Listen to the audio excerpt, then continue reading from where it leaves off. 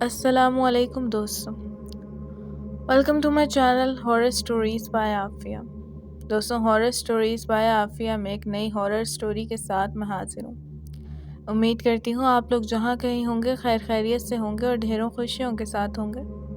دعا ہے کہ جہاں کہیں رہیں خیر خیریت کے ساتھ رہیں اور اللہ کی امان میں رہیں اور اللہ پاک کی ذات آپ کو اپنے سوا کبھی کسی کا محتاج نہ کرے۔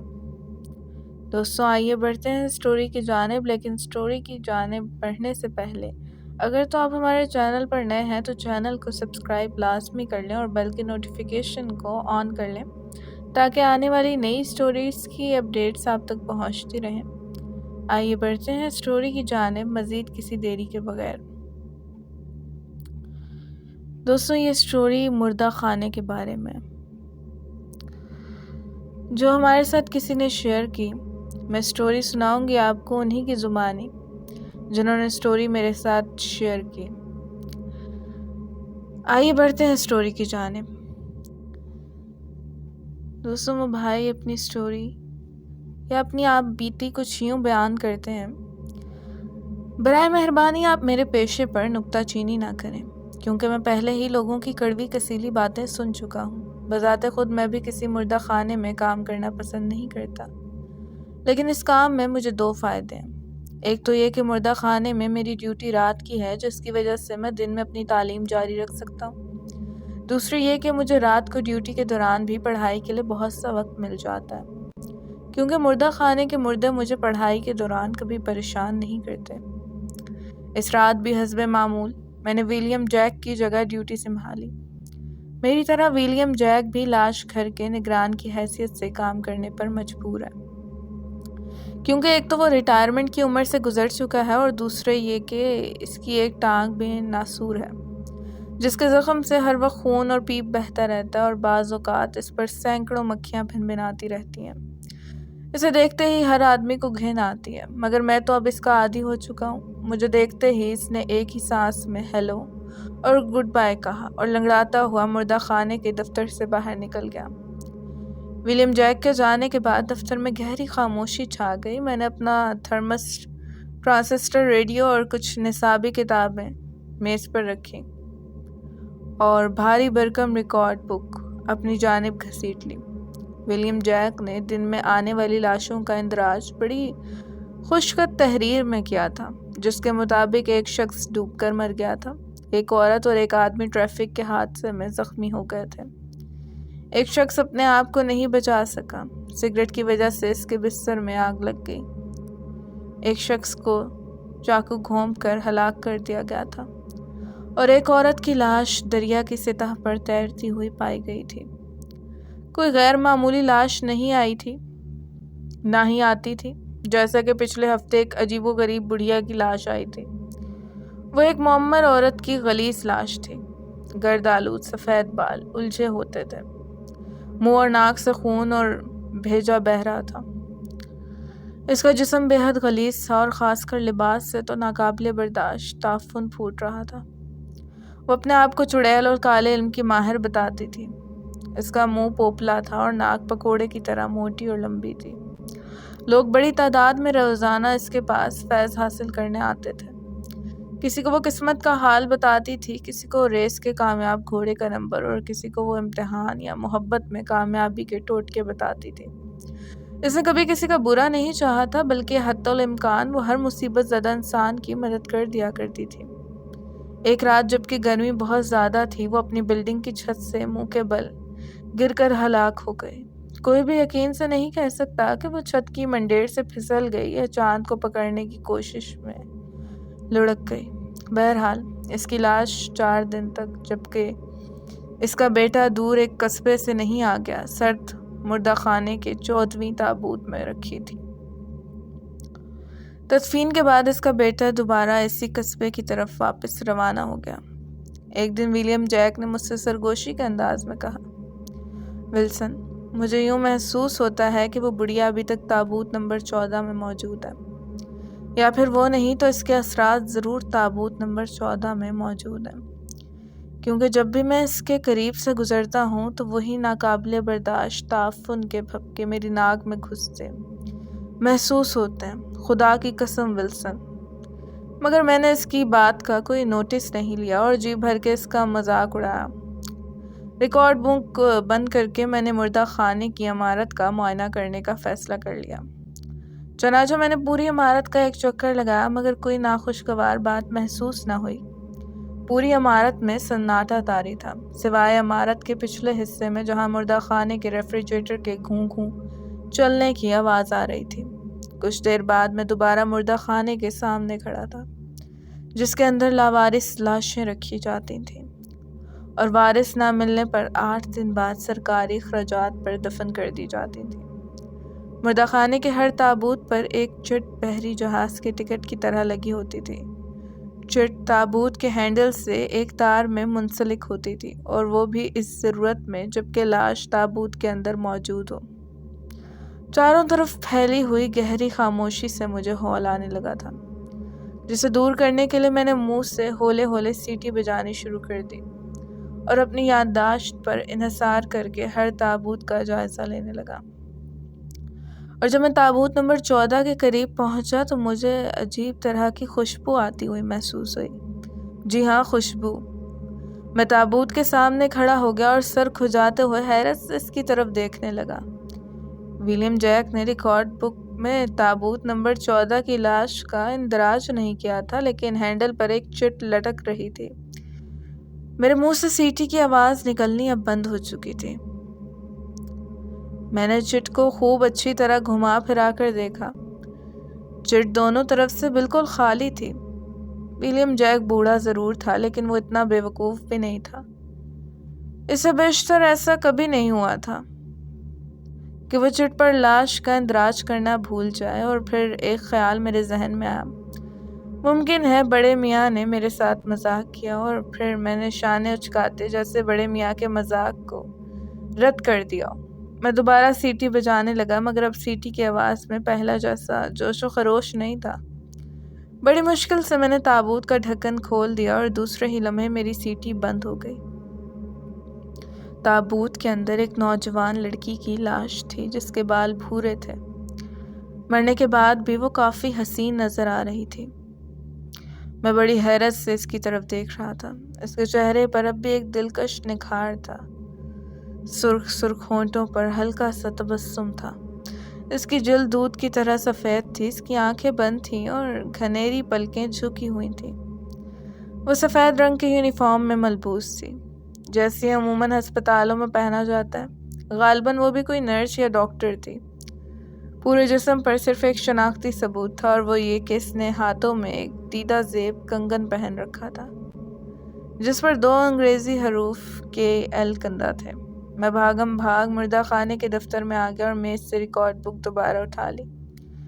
آج کے صفحے پر اس لڑکی کے متعلق کوئی اندراج نہیں تھا۔ اس کے بعد میں نے دوسرے دن کا صفحہ پلٹا جو کہ پورا خالی تھا اور اس کے بعد تیسرا صفحہ بھی کورا تھا۔ یقیناً ریکارڈ بک میں تابوت نمبر 14 لاش کے متعلق کوئی اندراج نہیں کیا گیا تھا۔ مردہ خانے کے دروازے پر شیشے لگے ہوتے تھے۔ باہر سے اندر کا سارا منظر بخوبی نظر آتا تھا۔ میں نے شیشے میں سے اندر دیکھا، وہ KL بدستور تابوت نمبر 14 میں لیٹی ہوئی تھی۔ آہستگی سے میں دوبارہ کرسی پر بیٹھ گیا۔ میری پیشانی عرق آلود ہو رہی تھی، چنانچہ میں نے رومال نکال کر پیشانی پہنچی۔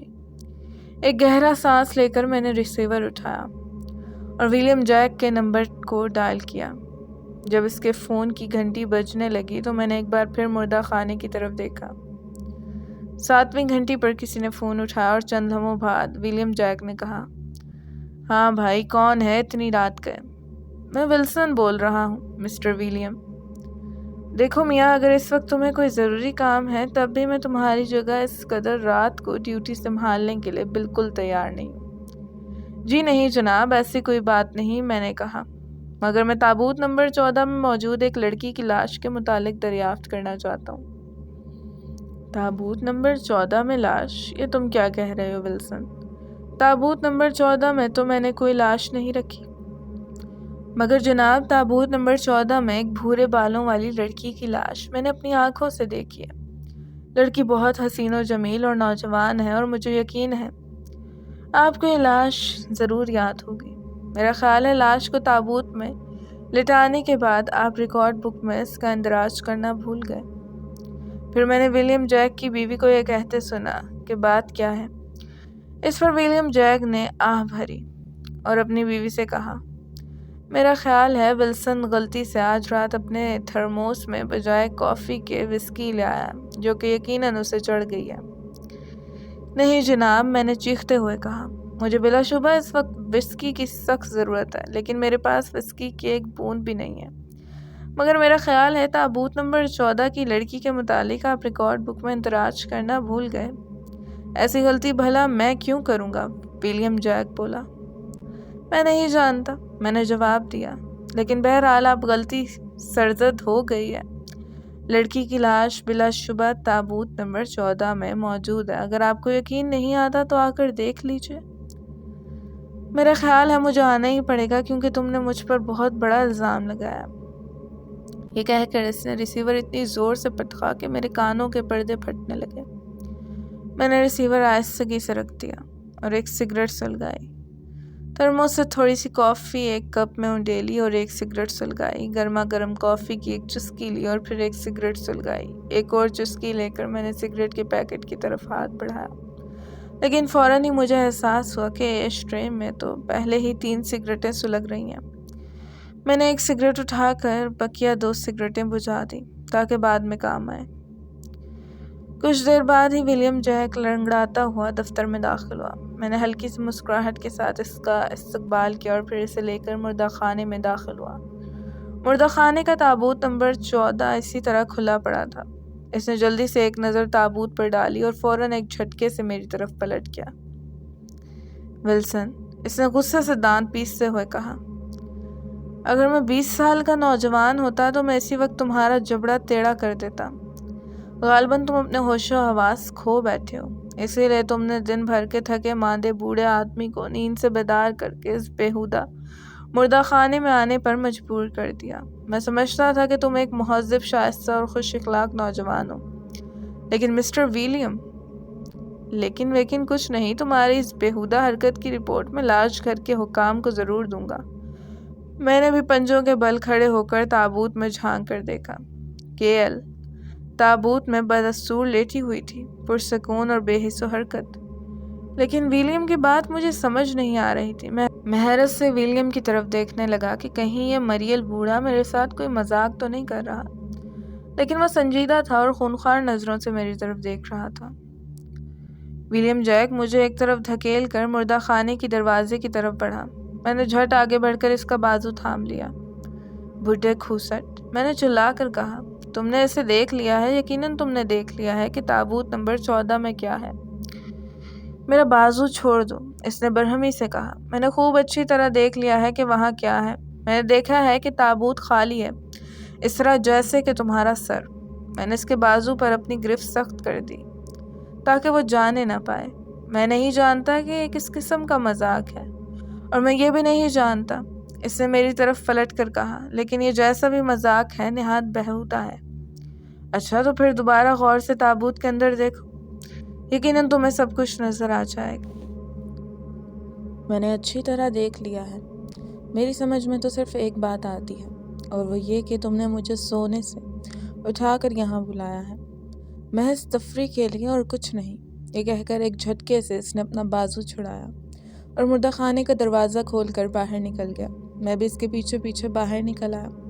مردہ خانے کے سامنے ہی ایک راہداری تھی جہاں وہ رک کر میری طرف مڑا اور گھونسا مار کر ہاتھ کو ہلاتے ہوئے دھمکی آمیز لہجے میں کہا، بے وقوف نوجوان، بہتر یہی ہے کہ کل سے تم کوئی دوسرا کام تلاش کرنا شروع کر دو۔ میں تھکے تھکے قدموں سے دوبارہ مردہ خانے کے پاس آیا اور شیشے میں سے تابوت نمبر 14 کی طرف دیکھا۔ وہ ابھی تک تابوت میں لیٹی ہوئی تھی۔ اچھی لڑکی، میں نے دھیرے سے کہا، خدا کے لیے یہاں سے چلی جاؤ، میں اپنی آنکھیں بند کیے لیتا ہوں۔ اتنے میں تم چلی جاؤ۔ لمحے توقف کے بعد پھر کھول دی، لیکن وہ غائب نہیں ہوئی تھی۔ تھک ہار کر میں کرسی پر بیٹھ گیا اور ابھی مجھے بیٹھے ہوئے تھوڑی دیر ہی ہوتی تھی کہ کسی گاڑی کے رکنے کی آواز آئی۔ میں ایک جھٹکے سے کرسی سے کھڑا ہو گیا اور صدر دروازے کی طرف بھاگا۔ اسمتھ اور میکلین جو اس مردہ گھر کے ملازم تھے مردہ گاڑی سے ایک بوڑھے شخص کی لاش اسٹریچر پر اتار رہے تھے۔ بیچارہ ایک ٹرک کے نیچے آ کر کچلا گیا تھا، اسمتھ نے کہا۔ لاش کی شناخت نہیں ہو سکی۔ میکلین نے میری طرف دیکھ کر کہا، اسے بطور لاوارث کے سرد مردہ خانے کی کسی خالی تابوت میں لٹا دو اور اس کا اندراج ریکارڈ بک میں کر لو۔ بیچارہ کتنی بری طرح کچلا گیا ہے، اسمتھ نے لاش پر سے چادر ہٹاتے ہوئے کہا، کیونکہ اسے معلوم تھا کہ میرا معدہ اس سلسلے میں کافی کمزور ہے۔ بیچارہ بری طرح کچلا گیا ہے۔ یہ لاش اس بھورے بالوں والی لڑکی کی طرح نہیں ہے۔ اس کے مرمری جسم پر کوئی بھی نشان نہیں ہے۔ میں نے کہا، بھورے بالوں والی لڑکی؟ یقیناً، میں نے مسکرا کر کہا، بھورے بالوں والی حسین و جمیل لڑکی کی لاش جو کہ مردہ خانے کے 14 نمبر تابوت میں پڑی ہے۔ اسمتھ اور میکلین نے حیرت سے ایک دوسرے کی طرف دیکھا اور پھر میری طرف۔ ولسن بیٹے، اسمتھ نے کہا، یہ تمہاری طبیعت تو ٹھیک ہے؟ بالکل ٹھیک ہے، میں نے شانے اچکا کر لاپرواہی سے جواب دیا۔ آج تمہیں سونے میں دشواری تو پیش نہیں آئی؟ تمہیں ڈراؤنے خواب تو نظر نہیں آتے؟ ایسی کوئی بات نہیں، میں نے کہا، لیکن بھورے بالوں والی لڑکی کی لاش تابوت میں؟ اگر آپ دونوں اس کی لاش نہیں لائے تو ممکن ہے کولنز اور شنیری لائے ہوں۔ اسمتھ نے مردہ خانے کی طرف دیکھ کر کہا، بھورے بالوں والی حسین و جمیل لڑکی کی لاش تابوت نمبر 14 میں، جہاں ایک ہفتہ بیشتر اس بڑھیا کی لاش رکھی گئی تھی۔ چلو ٹھیک ہے، ذرا میں بھی تو دیکھوں اس حسینہ کی لاش۔ اسمتھ تابوت نمبر 14 کی طرف بڑھا تو میرا دل زور زور سے دھڑکنے لگا۔ یا خدایا، یا خدایا، پلیز اسے نظر آ جائے۔ اسمتھ نے جھک کر تابوت میں جھانکا اور پھر پلٹ کر میری طرف دیکھا۔ سیدھی سی بات ہے، اس نے برا سا منہ بنا کر کہا، اور وہ یہ کہ ولسن بیٹے آج ضرورت سے زیادہ ہی بور ہو گئے، سوچا چلو ہم دونوں سے ایک دلچسپ مذاق کر لیا جائے۔ کیوں، ٹھیک کہا نا ولسن؟ اب میرا اس کی بات کو جھٹلانا مناسب نہیں تھا، کیونکہ یقیناً تابوت نمبر 14 اس سے خالی نظر آیا تھا، جیسے کہ بوڑھے ولیم جیک کو نظر آیا تھا۔ اب فوراً ہی مجھے احساس ہوا کہ میں کتنی بڑی مصیبت میں پھنس گیا ہوں۔ اس سے پہلے کہ ولیم جیک کی طرح یہ لوگ بھی مجھے پاگل سمجھیں، چنانچہ میں نے اسمتھ کی تائید میں ایک زوردار قہقہ لگایا۔ یقیناً، میں نے کہا، آپ دونوں تو جانتے ہی ہیں کہ میں بیٹھے بیٹھے اکتا جاتا ہوں، سوچا چلو آج آپ دونوں سے ایک دلچسپ مذاق ہی کر لیا جائے۔ ان دونوں نے بھی بیک وقت زوردار قہقہ لگایا اور بوڑھے کی لاش کو ایک خالی تابوت میں رکھ کر چلے گئے۔ ان کے جانے کے بعد پہلی مرتبہ مجھے تنہائی کا احساس ہوا، اور یہ احساس ہوتے ہی میں خوف زدہ ہو گیا۔ ایک جھرجھری لے کر میں اٹھ کھڑا ہوا اور اس طرح مردہ گھر کی طرف بڑھا جیسے پل صراط عبور کر رہا ہوں۔ تابوت نمبر 14 کے پاس جا کر رک گیا۔ چلی جاؤ، میں نے لاش سے کہا، تمہاری کوئی حقیقت نہیں ہے، تم کوئی لاش نہیں ہو، تم صرف ایک فریب بے نظر ہو جو سوائے میرے کسی اور کو نظر نہیں آتا، اسی لیے خدا کے واسطے تم چلی جاؤ۔ میرے بے تکے جملوں نے اس لڑکی پر کوئی اثر نہیں کیا اور وہ اسی طرح تابوت میں پڑی رہی۔ یہ احساس ہوتے ہی کہ میں تو ایک لاش سے مصروف گفتگو ہوں، میں بری طرح خوف زدہ ہو گیا۔ واپس مردہ خانے کے دفتر میں آ کر کرسی پہ بیٹھ گیا اور چند لمحوں کے لیے اس طرح بیٹھا رہا، اور پھر ایک بات اچانک میرے ذہن میں آئی۔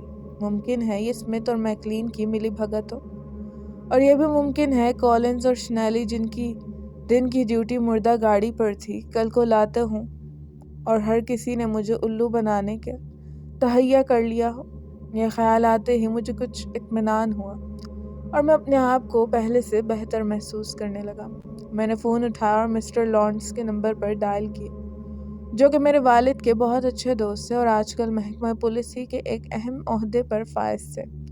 جب بھی مجھ پر کوئی مصیبت آتی تو میں انہی سے رجوع کرتا تھا، اور مردہ خانے کی نگران کا کام بھی مجھے انہی کی سفارش سے ملا تھا۔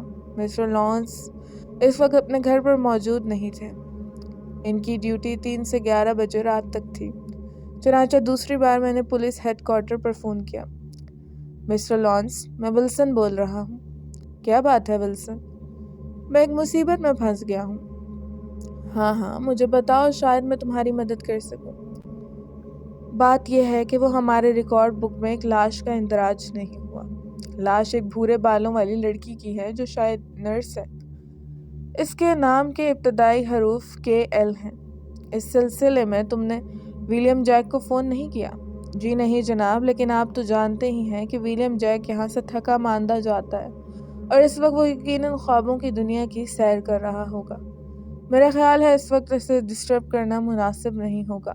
دیکھنے سے پتہ چلتا ہے کہ لڑکی کی موت طبعی طور پر واقع ہوئی ہے، اور اگر ایسا ہے تو اس کی لاش اس وقت اس کے گھر میں یا کسی نجی تدفین کے ادارے میں ہونی چاہیے، نہ کہ لاوارث لاشوں کے سرکاری مردہ خانے میں۔ تو اس کا مطلب یہ ہے کہ اس لڑکی کی موت طبعی طور پر واقع نہیں ہوتی، ورنہ اس کی لاش سرکاری لاش گھر میں نہ ہوتی، کیونکہ وہاں تو عموماً 2 قسم کی لاشیں لائی جاتی ہیں، لاوارث لاشیں یا ایسی لاشیں جن کا پوسٹ مارٹم کیا جانا ہو۔ میرا بھی یہی خیال ہے جناب۔ تو اس کا مطلب ہے قتل؟ ہاں، سوائے اس کے کوئی اور بات سمجھ میں نہیں آتی۔ ہو سکتا ہے معاملہ کچھ اور ہو۔ ٹھیک ہے ولسن، جہاں تک مجھ سے ہو سکے گا میں ضرور تمہاری مدد کروں گا۔ مجھے افسوس ہے کہ اتنی رات گیا آپ کو زحمت دی۔ زحمت؟ مسٹر لانس نے کہا۔ زحمت کیسی بیٹے؟ مجھے ویسے بھی فرصت ہے، بس 2-4 فون کرنے پڑیں گے۔ مجھے یقین ہے کہ آپ کو کامیابی ہوگی مسٹر لانس۔ میں نے ریسیور کریڈل پر رکھ دیا۔ مسٹر لانس کے فون کا انتظار کرتے ہوئے میں نے مردہ خانے کی طرف دیکھا۔ بھورے بالوں والی لڑکی کی لاش بدستور تابوت نمبر 14 میں پڑی ہوئی تھی۔ زیادہ دیر تک میری نگاہ مردہ خانے پر نہیں ٹھہر سکی اور میں نے منہ پھیر لیا۔ میں خود کو تھکن سے چور ایک بوڑھا شخص تصور کر رہا تھا۔ آخر کار آدھے گھنٹے بعد فون کی گھنٹی بجنے لگی۔ میں نے جلدی سے ریسیور اٹھا لیا۔ میں سرکاری مردہ خانے سے ولسن بول رہا ہوں۔ میں لانس ہوں۔ پچھلے 24 گھنٹوں میں بھورے بالوں والی کوئی ایسی لڑکی کا قتل نہیں ہوا جس کے نام کے ابتدائی حروف KL ہوں۔ اوہ، بے اختیار میرے منہ سے نکلا۔ نرسوں کے رجسٹر میں بھی میں نے چیک کیا، مسٹر لانس نے کہا۔ تمہارے بتائے ہوئے حلیے کے مطابق ایک نرس کا پتہ چل گیا ہے۔ بھورے بالوں والے اس نرس نے اپنی تربیت مکمل کر لی ہے۔ اس کا نام کیرولین لینٹری ہے اور وہ 711 ایسٹ لینڈ ایونیو میں رہائش پذیر ہے۔ ابھی حال ہی میں اس نے شہر کے جنرل ہسپتال میں ملازمت اختیار کی ہے، اور اگر اس کے ساتھ کوئی حادثہ پیش آیا ہے تو وہ آدھے گھنٹے میں ہی ممکن ہے، کیونکہ ابھی آدھے گھنٹے پہلے اس نے دفتر میں اپنی ڈیوٹی کی رپورٹ دی تھی۔ مسٹر لانس کی یہ بات قطعی احمقانہ تھی۔ بہرحال کچھ بھی ہو، مسٹر لانس کی اس بات پر مارے خوف کے میرے رونگٹے کھڑے ہو گئے تھے۔ مسٹر لانس، میرا خیال ہے آج کیرولین زندہ اپنے مقام پر نہیں پہنچ پائے گی۔ یہ تم کیا کہہ رہے ہو ولسن؟ تابوت نمبر 14 کی وہ بڑھیا، میں نے کچھ سوچتے ہوئے کہا۔ وہ ایک بہت اچھی عورت تھی۔ اس نے اپنی پوری زندگی میں کسی کا برا نہیں چاہا، بلکہ زیادہ تر بھلائی کرتی تھی۔ یہ تم کیا ناقابل فہم الفاظ بڑبڑا رہے ہو؟ مسٹر لانس نے تیزی سے کہا۔ آج کہیں تم زیادہ وسکی تو نہیں چڑھا گئے؟ نہیں جناب، میں نے انہیں جواب دیا۔ تو طبیعت تو ٹھیک ہے نا تمہاری؟ میری؟ جی ہاں ٹھیک ہے، بہت بہت شکریہ مسٹر لانس۔ اس کے بعد میں نے فون رکھ دیا۔ تقریباً 20 منٹ بعد میری کار ایسٹ لینڈ ایونیو کی طرف اڑی جا رہی تھی۔ ایسٹ لینڈ ایونیو سے کچھ دور جا کر پہلے میں نے اپنی کار روک لی اور پیدل ہی 711 عمارت کی طرف چل پڑا۔ ایک چھوٹا سفید اور بڑا کاٹیج تھا۔ اس علاقے میں عموماً متوسط طبقے کے لوگ رہتے تھے۔ سارے علاقے میں خاموشی اور تاریکی چھائی ہوئی تھی۔ وہاں کھڑے ہوتے ہی میں اپنے آپ کو پہلے درجے کا احمق تصور کر رہا تھا۔ اچانک میں چونک پڑا۔ بلدیہ کی ایک بس میری طرف آ رہی تھی۔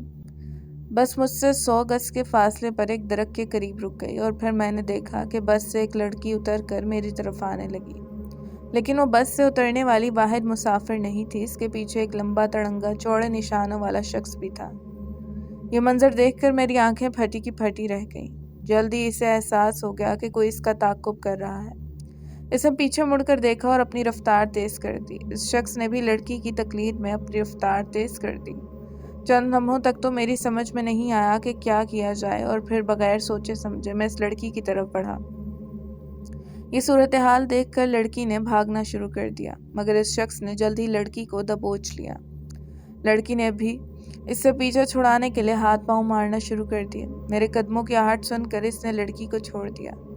میں نے جاتے ہی ایک زوردار لات اس کے پیٹ میں ماری، جس سے 2-3 کلابازیاں کھاتا ہوا وہ دور جا گرا اور فوراً ہی کھڑے ہو کر دوسری گلی میں بھاگ گیا۔ اس کشمکش میں بھی فرش پر گر پڑا تھا۔ کچھ دیر بعد ہی ایک نرم و نازک ہاتھ نے مجھے سہارا دے کر کھڑا کیا۔ میں نے پہلی بار لڑکی کی طرف بغور دیکھا۔ وہ کیرولین تھی۔ میں نے اس کی سیاہ آنکھوں میں آنکھیں ڈال دی اور مسکرایا۔ اس تاریکی میں بھی وہ بے پناہ حسین نظر آ رہی تھی۔ آپ ٹھیک تو ہیں؟ میں نے اپنی سانسوں پر قابو پاتے ہوئے پوچھا۔ ٹھیک ہوں، اس نے مسکرا کر کہا۔ شکریہ۔ اور آپ؟ جی میں بھی بالکل ٹھیک ہوں۔ یہ میری خوش قسمتی تھی کہ عین موقع پر آپ میری مدد کو آ گئے۔ میں؟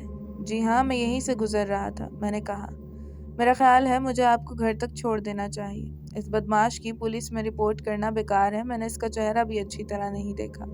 اب کوئی بھی اسے نہیں پکڑ سکتا۔ میں اپنے گھر ہی کی طرف جا رہی تھی۔ اس نے کہا، اب سامنے میرا گھر ہے۔ ہم دونوں اس کے گھر کی طرف چلنے لگے اور پھر اس نے بتایا کہ اس کا نام کیرولین ہے اور میں نے اسے اپنا نام ولسن بتایا۔ اس کے گھر کے دروازے پر پہنچ کر ہم چند لمحوں تک ایک دوسرے کی طرف دیکھتے رہے۔ پھر میں نے اس سے پوچھا، کیا میں آپ کو کبھی فون کر سکتا ہوں؟ آپ کا جب جی چاہے فون کر سکتے ہیں۔ اس نے مسکرا کر میری طرف دیکھا اور پھر اپنے گھر میں داخل ہو گئی۔ میں سیٹی بجاتا ہوا اپنی کار کے پاس آ گیا۔ جلدی میں دوبارہ مردے خانے پہنچ گیا۔